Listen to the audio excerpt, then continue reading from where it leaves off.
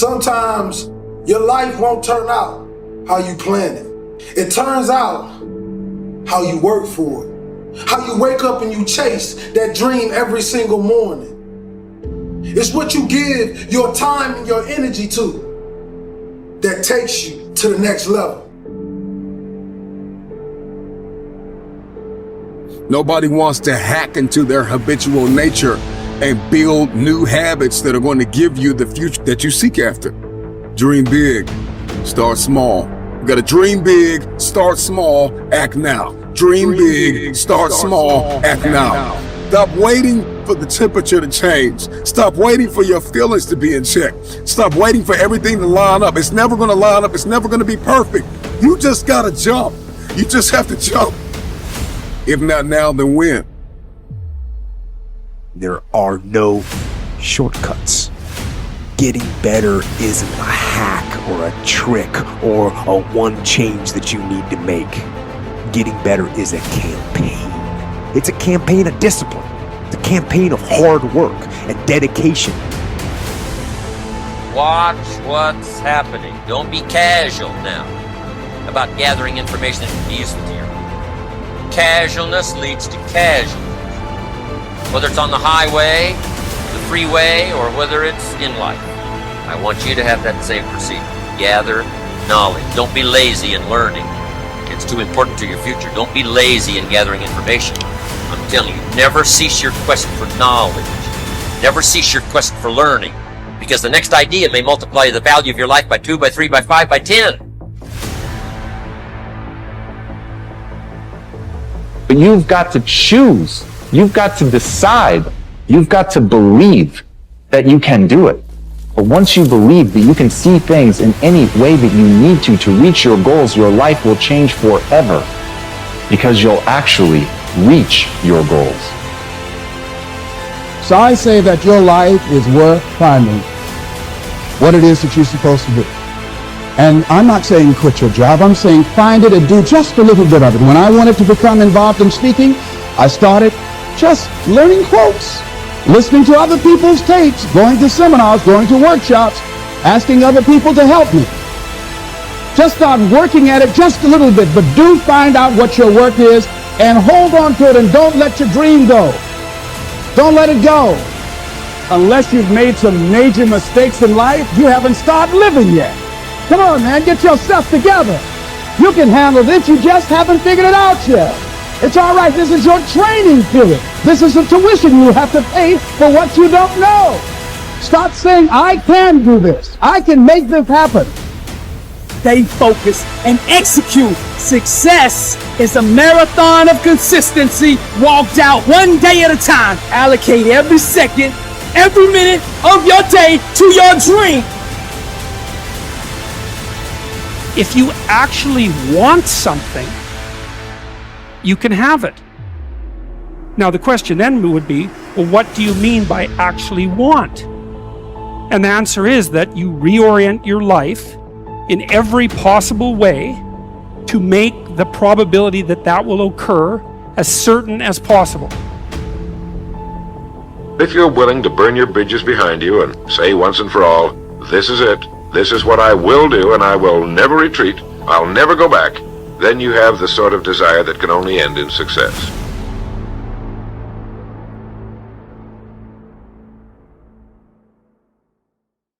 Now for the process of change, just a philosophical pronouncement won't do. It takes more than that. And it takes more than enthusiasm. I know we are hearing a lot about enthusiasm these days. We're still hearing the old cliche of the 30s, to be enthusiastic, you must act enthusiastic. But see, that won't help. I'm sorry. Hey, after you have leaped about, there are some things you've got to do, or it isn't going to change for you. You can get all excited about lifting 200 pounds until you get to the gym. Then you need a new excitement. And the new excitement is discipline. Discipline, the major step to human progress. If there is one thing to get excited about, this is it. Get excited about your ability to make yourself do the necessary things to get a desired result. That's true excitement, not just optimistic panic. True, excitement. Hey, what could you do starting today that would make a big difference in your life? Answer, no telling. What will some people do starting today? That's what's disappointing. It's not what we can do that's in question. What we can do is fantastic. What we can do is unbelievable. What we can do, it's what we settle for that's disappointing. Remember, the major question to ask on the job is not, what are you getting? The major question to ask is, what are you becoming? What we become is what leads to all the good things. And the habits we form, habits of mind, attitude, and behavior, are a dominant part of what we are becoming. Now, I understand as well as anyone that forming new habits doesn't come easy. But new habits will come when we change. It is usually not in one cataclysmic explosion, but rather by changing small pieces and parts at a time. I think that's how most of us change. We just keep nudging ourselves in the right direction, forming one or two new habits at a time, little by little, until finally we've made the turn. And this is where the good life comes from, those personal changes. There's nothing you can do with the seasons, but there's everything you can do with yourself. Don't wish for the winters to change. Wish for your own attitudes, strength, and capabilities to change in order to handle the winters. Really making personal changes calls for 10% inspiration and 90% perspiration. Wishing you could change is the beginning, but now wish must be translated into activity, and inspiration and affirmation must lead to discipline. We can affirm that we are going to change, but we must now form new habits and develop new disciplines for the affirmation to come true. Make sure your activities are not going in the opposite direction of your affirmation. Make sure your daily thoughts and activities take you in the direction of your affirmation. Do the right thing. In the development of character that is based on self-discipline and willpower, long-term thinking is essential. The more you think about the long-term consequences of your behavior, the more likely it is that you will do the right thing in the short term. So when you have to make a choice or decision, always ask the magic question, what's important here? Practice the universal maxim of Immanuel Kant, the philosopher. He said, resolve to behave as though your every act were to become a universal law for all people. One of the great questions for the development of character is this. What kind of a world would this world be if everyone in it was just like me? Whenever you slip, whenever you do or say something that is inconsistent with your highest values, immediately get back on your horse. Say to yourself, this is not like me, and resolve that next time you'll do better. What you dwell upon grows. If you are in a situation today in which you are not living up to your highest values, make a decision this very minute to confront the situation and straighten it out. The minute you do, you will once again feel happy and back in control. There's an old Indian story. On my shoulders are two wolves. One is a black wolf, evil, who continually tempts me to do and say the wrong things. On my other shoulder is a white wolf that continually encourages me to live up to my very best.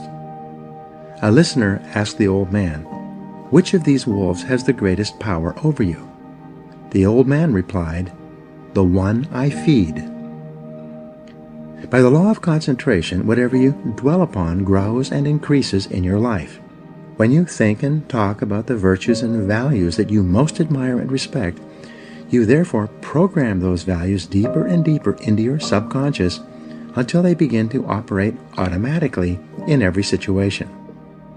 Whenever you exercise your self-discipline and willpower to live your life consistently with those values that you most aspire to be known for, you begin to move rapidly along the path to becoming an excellent person. Now here are some action exercises for you. Take out a sheet of paper and write out your answers to these questions. 1. Name 3 people, living or dead, who you most admire, and describe one quality of each of them that you respect. 2. Determine the most important virtue or quality in your life that you strive the most to practice or emulate. 3.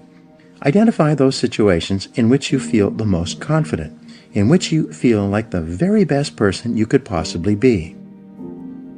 4. What situations give you your greatest feelings of self-esteem and personal worth? 5. If you are already an excellent person in every respect, how would you behave differently from today onward? 6. What one quality would you like people to think of when your name is mentioned, and what could you do to ensure this happens? 7. In what one area do you need to be more truthful and practice higher levels of integrity than you do today? Whatever your answers, write them down and then begin to practice them.